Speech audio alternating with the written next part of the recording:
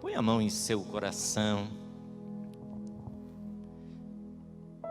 Deixa o Espírito de Deus vir sobre sua vida nessa noite.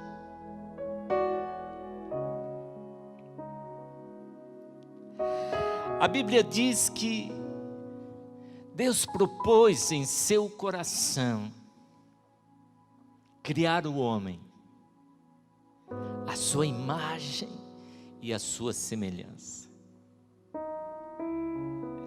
E a Bíblia diz então que Deus ordenou, Deus colocou dentro de cada célula uma ordem, uma consciência de vida. E a palavra de Deus diz que Deus ordenou a estas células que formasse o corpo humano. E a Bíblia diz então que o homem tomou forma humana. Mas Deus olhou para aquilo e Ele disse: eu quero algo mais que natural, eu quero algo mais que humano. E a Bíblia nos ensina e nos fala que Deus soprou o seu Espírito dentro do homem. E a Bíblia então nos ensina que Deus colocou dentro do homem a sua consciência. Oh, aleluia! Que coisa linda! Você não é uma pessoa qualquer.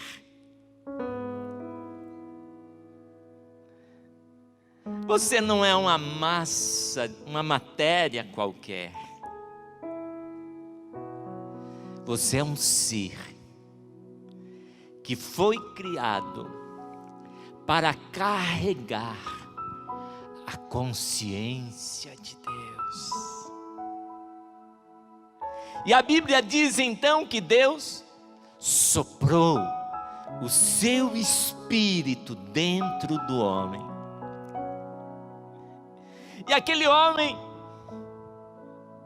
tinha dentro dele todos os princípios espirituais. Este homem trazia dentro dele todo o conhecimento das coisas espirituais, do mundo das emoções. E este homem também trazia dentro dele a consciência do mundo natural. E Deus disse para esse homem: guarde esta consciência, guarde isso dentro de você. Paulo disse que agradou a Deus de fazer de nós vasos de barros, mas vasos de barro cheios dos seus tesouros. Eu e você fomos criados pelo Espírito de Deus para levarmos a consciência do conhecimento e da presença de Deus nessa terra. Mas a Bíblia também diz que o inimigo de Deus, em primeiro lugar, e o inimigo da nossa alma, da nossa vida, propôs em seu coração roubar esta consciência que Deus havia colocado dentro do homem. E a Bíblia então diz que o inimigo começou a colocar dúvida no coração do homem. Será que Deus pode te sustentar? Será que a palavra de Deus é verdadeira? Será que só Ele é digno de adoração? E aquele homem então, chamado Adão, creu nessas mentiras. E a Bíblia diz que o homem foi levado cativo. A mente humana, a consciência humana foi transportada para as trevas. Ou seja, o homem perdeu a consciência de Deus. Perdeu o entendimento de Deus. Mas lá no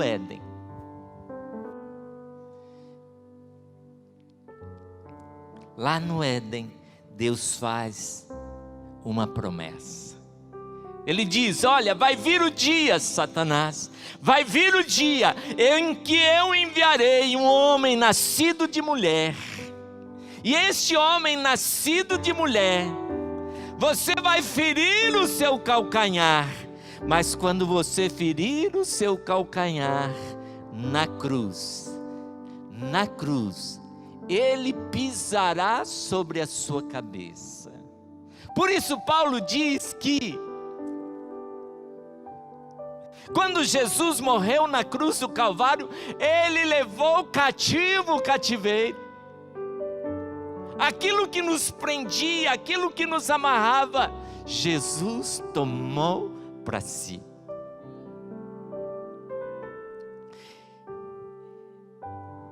E aí a Bíblia diz então que Deus vem e coloca em nós novamente a consciência do Espírito Santo. Eu estava ali orando, lá em cima, orando antes do culto, e eu orava e dizia: Deus, toca lá no profundo da minha consciência, toca lá no profundo das minhas trevas. Sabe por quê? Porque dentro de nós há um mundo que nem nós mesmos conhecemos, não é verdade? Nós não conhecemos esse mundo interno, e às vezes nós nos assustamos com nossas atitudes, nossos sentimentos, nossos pensamentos. E aí eu disse: Deus, toca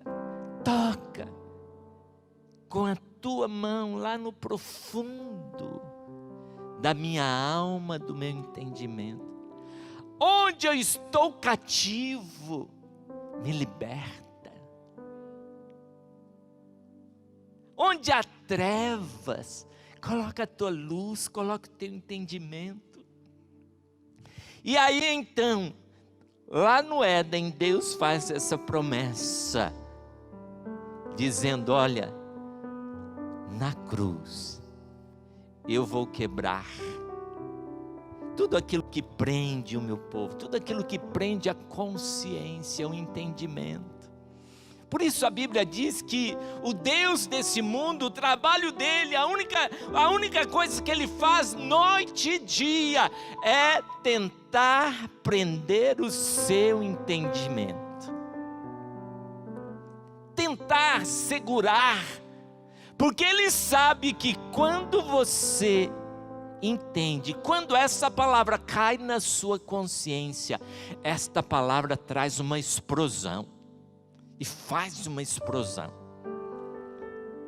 Quando a palavra de Deus cai, é isso que Jesus estava falando na parábola do semeador. Ele falou: olha, quando essa semente cai, ela tem dentro dela o poder de transformação.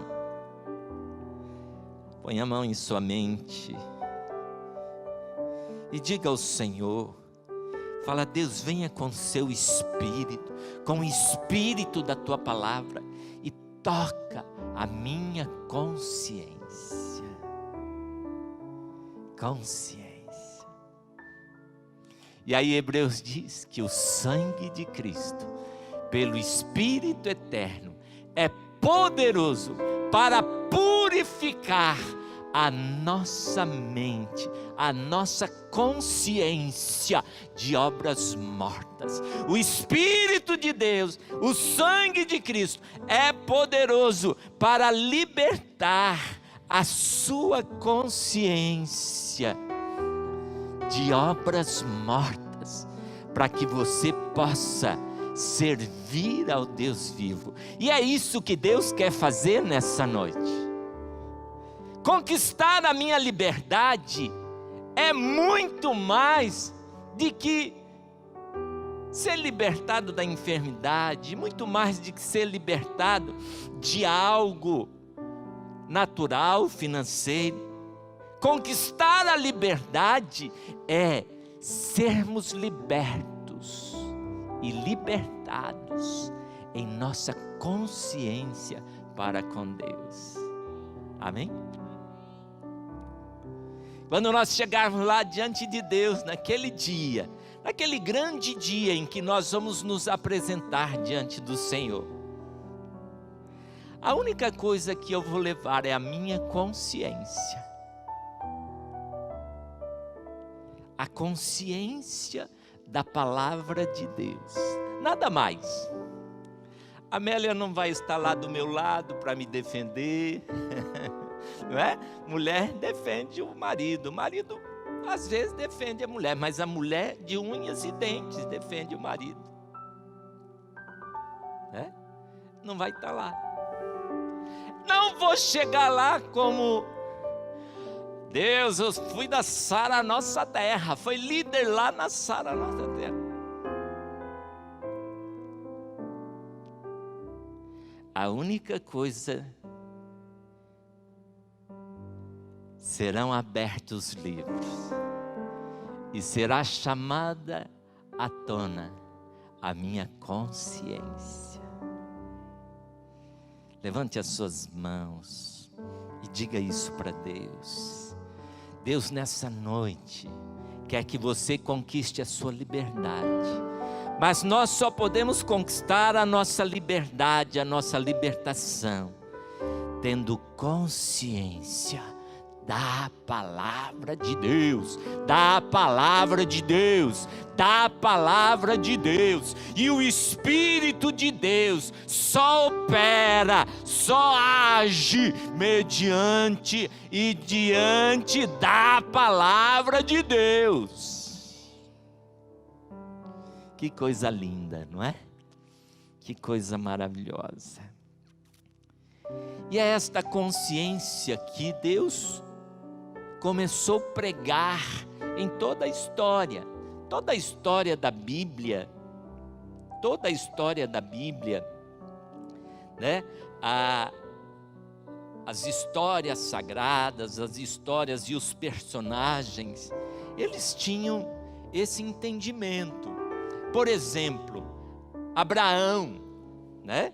Abraão, quando ele vai sacrificar Isaque, e ele então, Deus fala, olha Abraão, não precisa sacrificar mais Isaque, eu já preparei o cordeiro.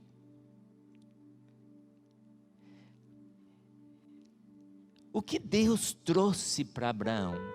A consciência da importância da morte do cordeiro. E aí Jesus disse, né? Chegaram os religiosos, começaram a brigar com Jesus, dizendo, nós somos filhos de Abraão. Aí Jesus falou para eles, olha, Abraão viu os meus dias e se alegrou. Abraão teve consciência da importância da cruz, da importância da morte do cordeiro, porque o único que pode libertar a nossa mente, a nossa consciência, o nosso espírito das trevas, é a luz. Por isso Jesus dizia, eu sou a luz do mundo, eu sou a luz do mundo. Ele é o único que pode nos iluminar. Lâmpada para os meus pés é a tua palavra, luz para os meus caminhos. Olha que tremendo. É a palavra de Deus.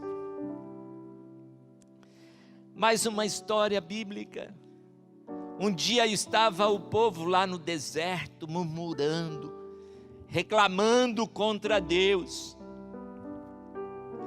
E aí começaram a vir serpentes. E essa serpente picava aquele povo. E aí então Moisés foi clamar a Deus. E a Bíblia diz que Deus mandou Moisés pegar uma cruz e colocar uma serpente na cruz. E todos aqueles que, quando eram picados pela serpente e olhavam para a cruz, eram curados. Olha aqui mais uma vez Deus ensinando que a única maneira de conquistarmos a nossa libertação é olhando para a cruz. Olhar para a cruz. E aí lá em João capítulo 3, Jesus falando: como Moisés levantou a serpente no deserto, 3,14. Assim importa que o Filho do Homem seja levantado, para que todo aquele que nele crê não pereça, mas tenha vida eterna. Porque Deus amou o mundo de tal maneira que deu seu Filho único, para que todo aquele que nele crê não pereça, mas tenha a vida eterna. Você quer conquistar a sua libertação? Olhe para a cruz. Olhe para a cruz. Olhe para a cruz.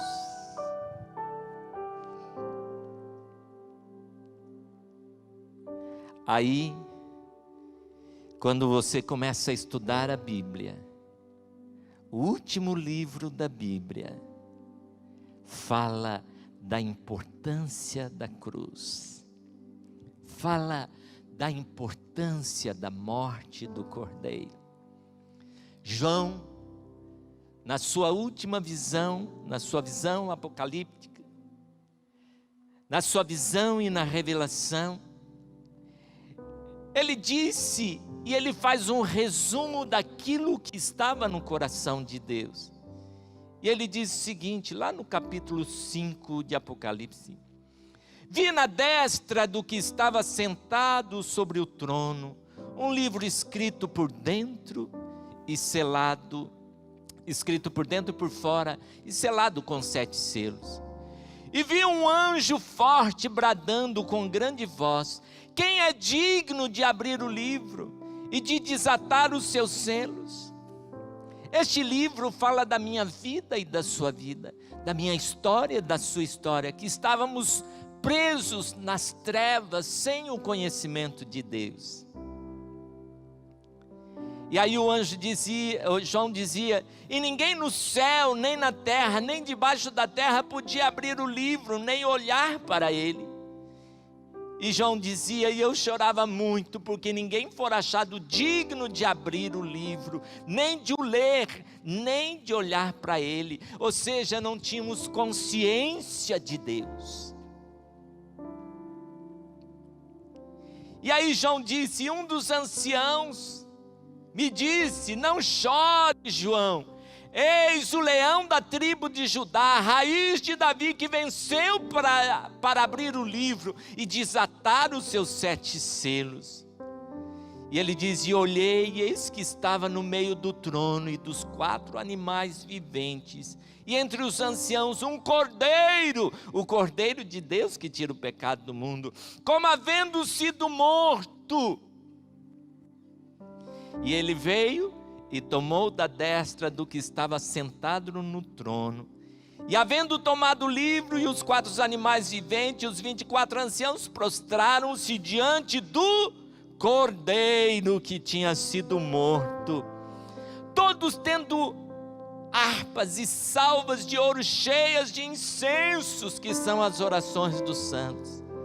Cantavam um novo cântico dizendo: digno és de tomar o livro, de abrir os seus selos, porque foste morto e com seu sangue compraste para Deus homens de toda tribo, língua, povo e nação, e para o nosso Deus os fizestes reis e sacerdotes.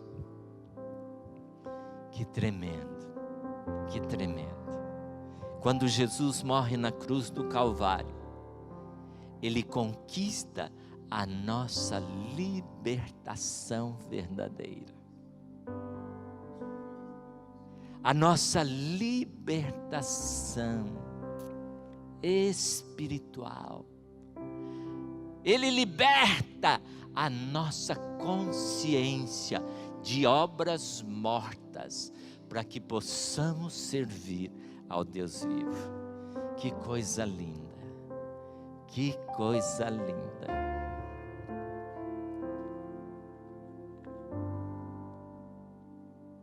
Que coisa linda.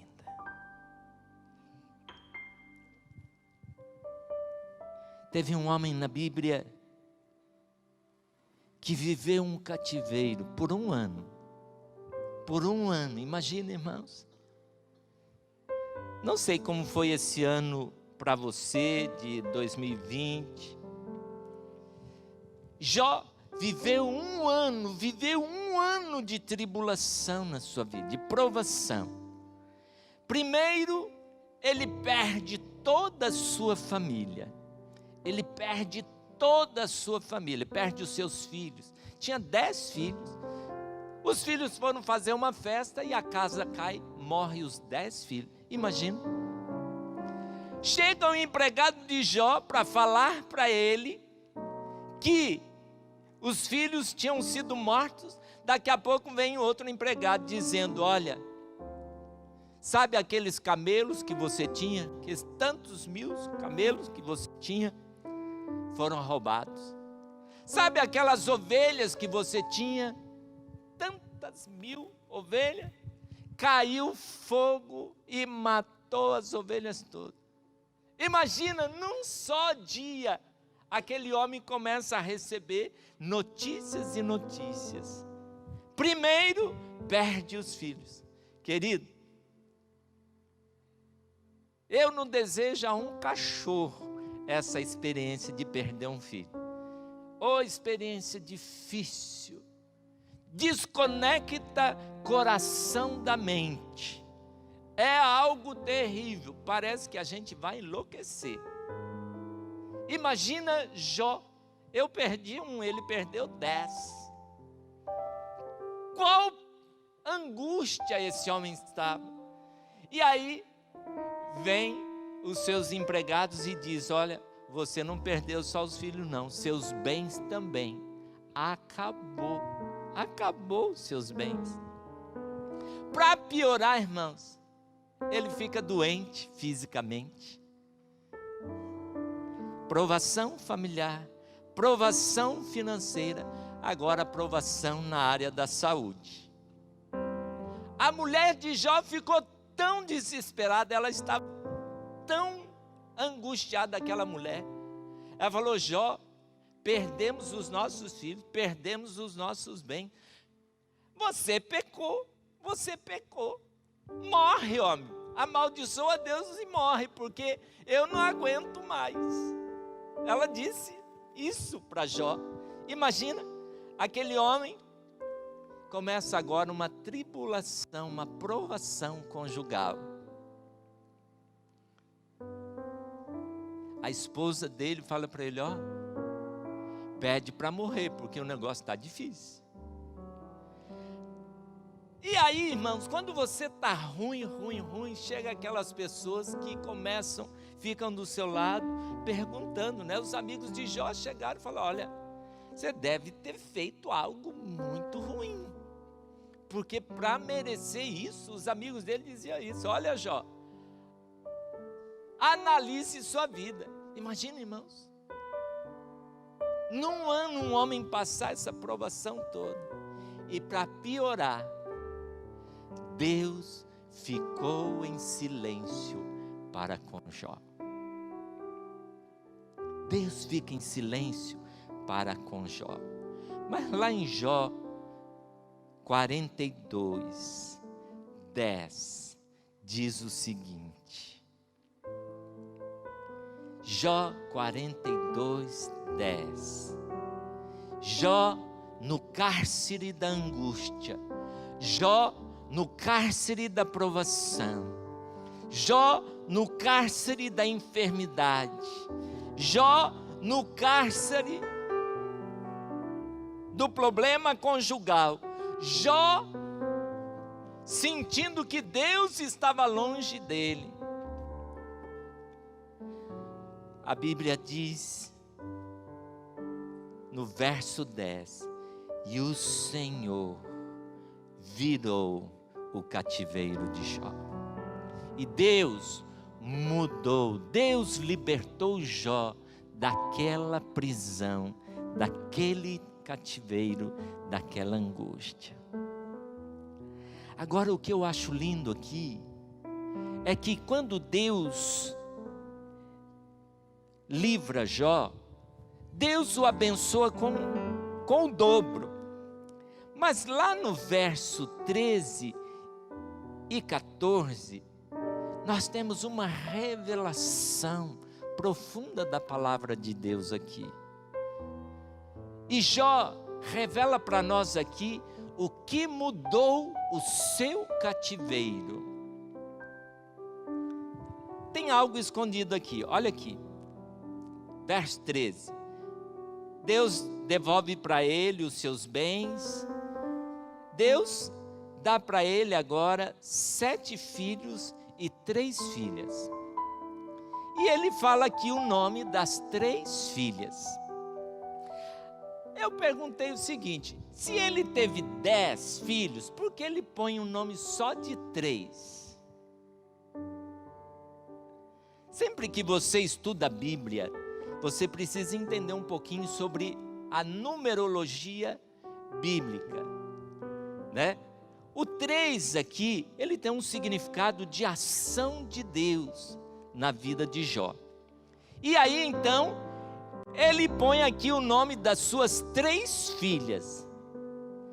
E chamou o nome da primeira Gemima.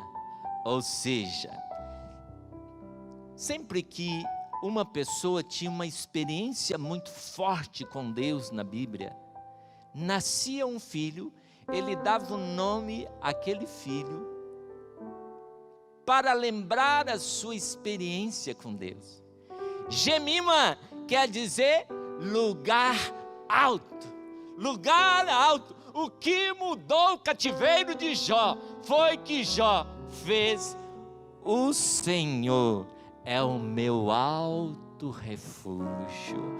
O Senhor é um alto refúgio para o oprimido. O Senhor é um lugar alto em tempos de angústia. O que mudou o cativeiro de Jó foi que Jó fez do Senhor o seu lugar alto. Não tem como você conquistar a sua libertação se você não fizer do Senhor o seu lugar alto. Levante as suas mãos e diga: Gemima, o Senhor é o meu lugar alto. Oh, aleluia! Oh, aleluia! Senhor, o Senhor é o nosso lugar alto. Diga isso para o Senhor.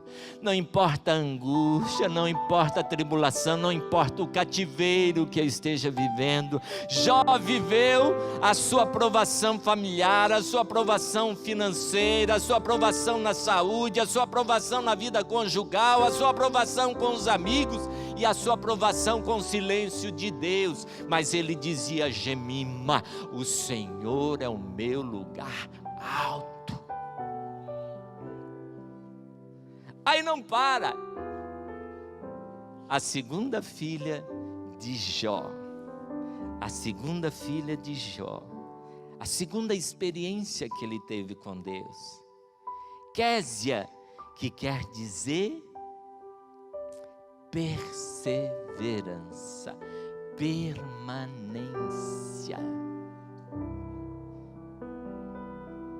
Aleluia.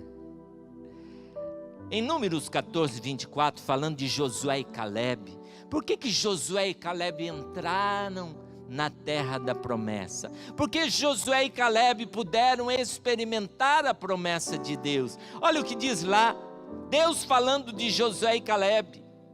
Ele diz assim: porém meu servo Caleb, nele houve um outro espírito, porque ele perseverou em seguir-me, e eu o levarei a entrar nessa terra. Aquele que persevera em crer na palavra de Deus, aquele que persevera em crer naquilo que está escrito,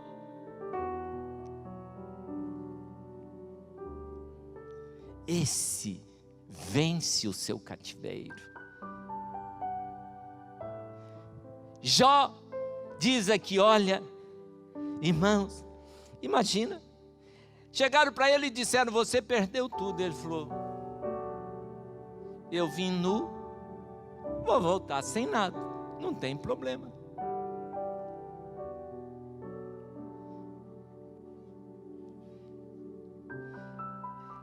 A mulher de Jó chega para ele e fala: amaldiçoa o seu Deus, tal. Ele fala: eu sou louco, você é louca. Eu vou só aceitar as coisas boas que Deus me dá e as coisas ruins que a vida me dá. Eu não vou aceitar. Não, eu vou perseverar em servir ao Senhor. Quer Deus faça, quer Deus nos faça. Se Deus fizer, Ele é Deus. Se não fizer, Ele é Deus. Se a porta abrir, me ajude aí, continua sendo Deus. Ele é Deus.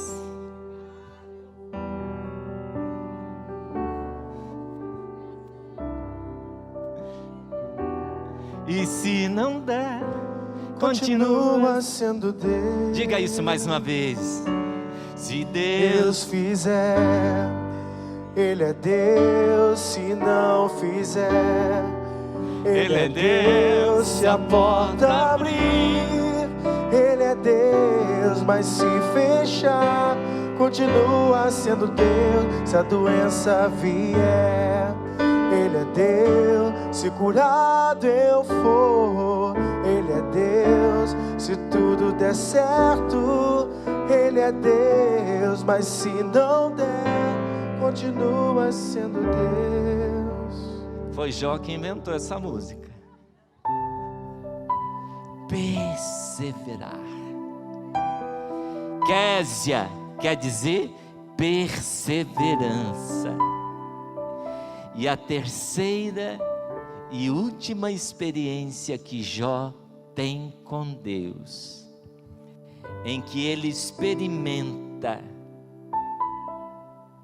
a libertação do seu cativeiro, está aqui a terceira e última filha. Querem a PUC, quer dizer tesouros escondidos. Olha o que a palavra de Deus diz em Isaías: eu irei adiante de ti, endireitarei os caminhos tortuosos, as portas de bronze e os ferrolhos de ferros despedaçarei. No verso 3, e dar-te-ei os tesouros escondidos e as riquezas encobertas, para que saibais que eu sou o Senhor, o Deus de Israel, que te chama pelo nome.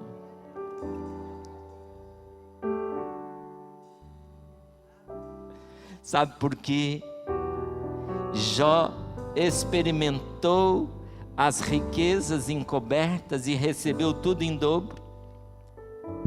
Ele fez do Senhor o seu alto refúgio, perseverou em seguir o Senhor, e então pôde experimentar de Deus riquezas encobertas, tesouros escondidos.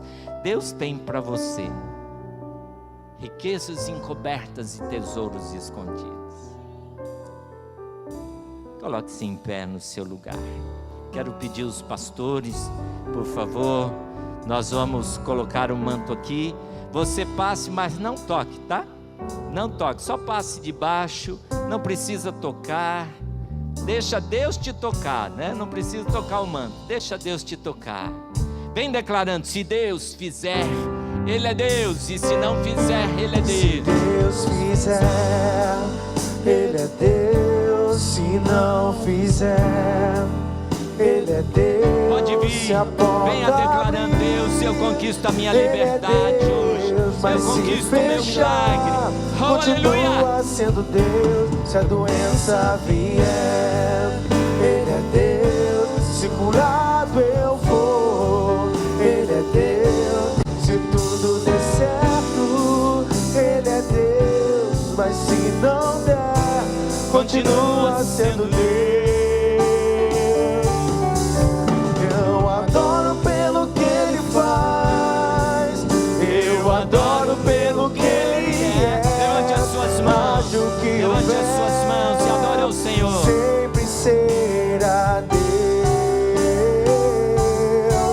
Não adoro pelo que Ele faz, eu adoro pelo que Ele é. Haja o que houver, sempre será Deus. Aleluia, profetize isso.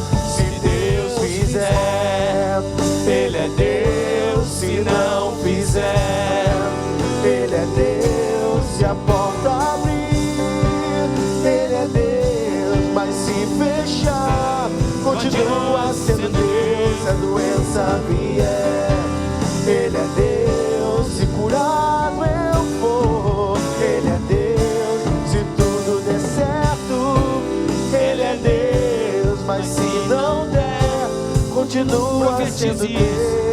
Não adoro, não adoro pelo que Ele faz, eu adoro pelo que Ele é. Haja o que houver, sempre será Deus. aleluia. Não adoro pelo que Ele faz, eu adoro pelo que Ele é. Haja o que houver, sempre será Deus. Se Deus fizer.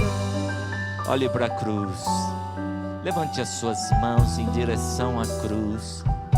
Olhe para a cruz.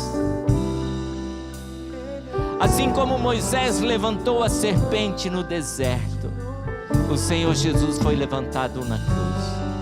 E todo aquele que olhar para Ele, todo aquele que fizer do Senhor o seu alto refúgio, todo aquele que perseverar na sua boa palavra, na sua boa promessa, experimentará os tesouros escondidos, as riquezas encobertas. Olhe para a cruz. Senhor, em nome de Jesus, nós olhamos para a cruz nessa noite, declaramos que do Senhor vem tudo o que nós precisamos. Do Senhor, Deus, vem a nossa libertação. Do Senhor, Deus, vem a nossa cura, a nossa prosperidade. Mas do Senhor vem a consciência da Tua presença em nós. Põe a mão em seu coração, agradeça a Deus, porque Ele colocou dentro do seu peito, dentro do seu coração, a consciência do Espírito Santo, em o nome de Jesus. Com a sua mão levantada, que o Senhor te abençoe e te guarde, que o Senhor faça resplandecer sobre ti o seu rosto, que o Senhor tenha misericórdia de ti, e que você faça do Senhor o seu alto refúgio, o seu lugar alto. Que você persevere na promessa e na boa palavra do Senhor, e que você experimente os tesouros escondidos e as riquezas encobertas do Senhor, em o nome de Jesus. Vamos aplaudir o Senhor. Eu adoro